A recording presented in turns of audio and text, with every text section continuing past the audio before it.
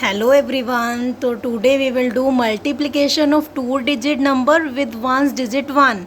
For example, 41 is having ones digit 1 and 31 is also having ones digit 1. So what is the rule? Multiply both the ones digit.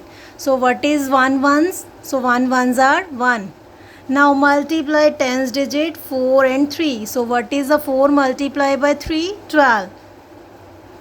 And after that add both the tens digit 4 and 3. What is 4 plus 3? 7. So your answer will be 1271. In the same way 81 and 41 both are having ones digit at 1. So what is 1 ones are? So multiply 1 with 1, you will get 1. Multiply 8 with 4, 8 fours are 32. So write 32 here.